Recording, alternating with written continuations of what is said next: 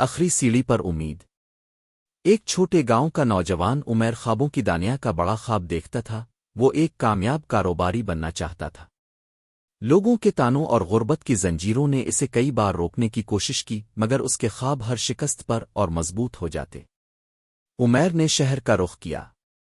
दिन में एक होटल में बर्तन धोता और रात को सड़क किनारे लैंप के नीचे बैठकर कारोबार की किताबें पढ़ता।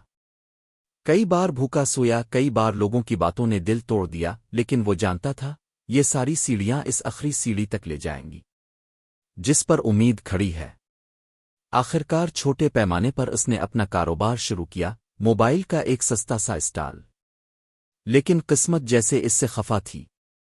पहले दिन ही चोरी, दूसरे दिन बारिश, तीसरे दिन नुकसान। हर कदम पर ऐसा लगता जैसे कुछ न कुछ इसे नीचे गिरा रहा हो। एक रात वो पार्क में बैठा आंसू बहा रहा था।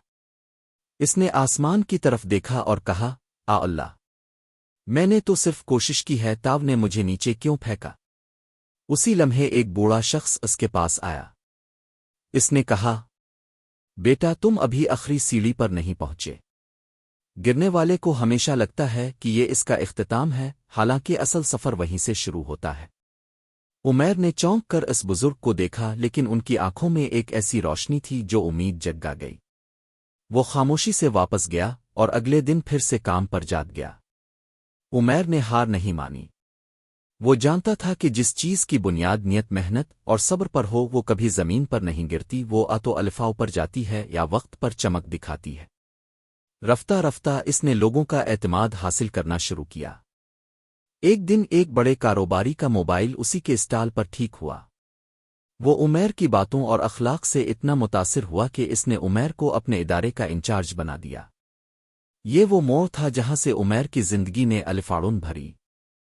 इसने दिन रात मेहनत की, कारोबार के राज सीखे और चंद साल बाद अपना एक सॉफ्टवेयर हाउस कायम किया।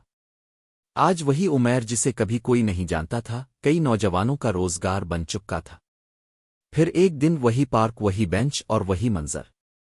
उमैर ने एक रोते हुए लड़के को देखा। इसके पास जाकर बैठा और मुस्करा कर कहा, कभी मत समझना कि गिरना हार है। कभी कभी आखिरी सीढ़ी गिरने के बाद ही नजर आती है।